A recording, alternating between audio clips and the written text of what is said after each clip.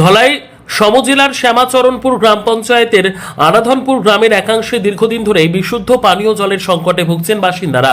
অভিযোগ, প্রায় 100টি পরিবার এখনো নিরাপদ পানীয় জল থেকে বঞ্চিত। এই পরিস্থিতিতে দ্রুত ব্যবস্থা নেওয়ার দাবি তুলেছেন এলাকাবাসী। ধলাইয়ের শ্যামাচরণপুর জিপির আরাধনপুর গ্রামের দক্ষিণ প্রান্তে প্রায় 100টি পরিবারের নিত্যসঙ্গী হয়ে উঠেছে বিশুদ্ধ পানীয় জলের সংকট। বাসিন্দাদের দাবি, পানীয় জল থেকে রান্না বান্না ও দৈনন্দিন সমস্ত কাজের জন্য তাদের ভরসা রুকনি নদীর জল।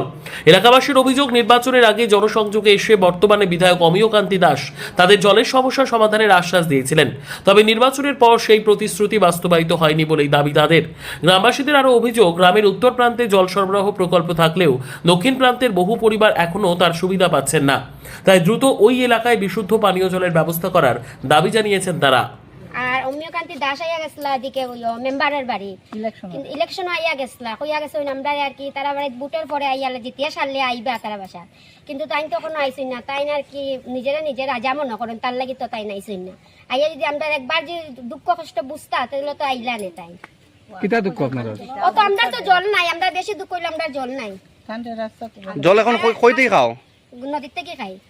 রাস্তাতে আমরা গাড়ি দাঁড়া করাইছি, করাইয়া তাই আমরা কইছি আর কি যে আমরা জলের অসুবিধা, আমরা জলে একটা লাইন করিয়া দেওয়া যাওতে। তাই কইছেন আমরা আর কি বুট জিতিলাই, বুট জিতার পরে আমরা আইয়া একটা লাইন ব্যবস্থা করবো কইছেন। খার বাড়ি আইতা, তারপরে তারা বাসার নাম কইছেন তারা বাসা খেয়ে মন্টুর বাড়ি। আমরা শ্যামাচরণপুর জিপি গ্রামের নাম হলো আরাধনপুর। তাই আমরা আস্তা গ্রামেও একরকম ফাইভ আছে। গাড়িয়ে রাস্তা কাজ করতে করিয়া মানে ফাইভটা কতটুকু জায়গা ভাঙ্গি গেছে, দীর্ঘ 3 বছর হয়ে গেছে। তে শশাঙ্ক ভূষণ তারা দিছেন কিছু পাইপ রাস্তার কাজ করবার লাগে। তে ওদিক থেকে উত্তর সাইড থেকে গ্রামের কাজ করে আইসই। আর আমরা গ্রাম যেমন আর কি কেন 12টা ফাইভ হইলে ওই যায়। তা অমিয় কান্তি যখন আইসেন ইলেকশনের আগে তখন কোয়া হয়েছে যে আমরা একটু কষ্ট করি আর আপনার ফান্ডটাকে নাইলে আমরা একটু সাহায্য করি।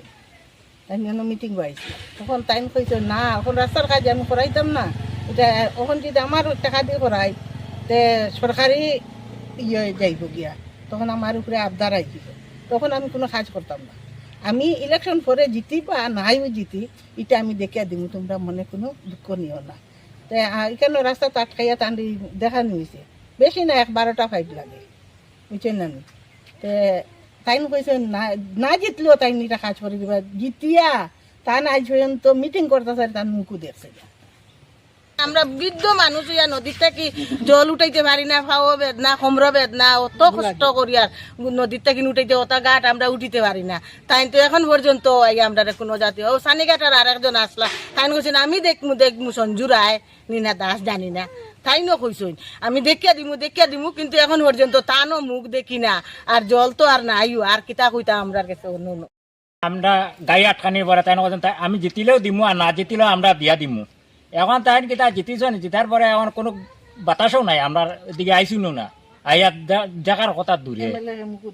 MLA আজ পর্যন্ত খেয়া চিনিও না। অমিয় কান্তি দাস তো খালি শুনছি, ওইটা তো মানুষ এখনো দেখছি না। খালি ইলেকশনের আগের দিন আইয়া গেছেন 1-2 দিন আগে, তখন আটকানি হয়েছে, তাই নাম চিনিও না। তাই এমনি আবার মোবাইলে তো দেখা যায়। তাই ওদিকে উন্নত করলিরা উন্নত করলিরা আমরা আরাধনপুরে তো একবারে নিচে পালাই রাখি দিছো। এরপরে তখন ওই তো ওদিকে জল উল জমিয়া রাস্তাও যার গিয়া, এরপরে তাই এখনো গন্ধ বাতাস। এরপরে পিএচির অবস্থা দেখো, পিএচির না আছে বেড়া, না আছে কিচ্ছু।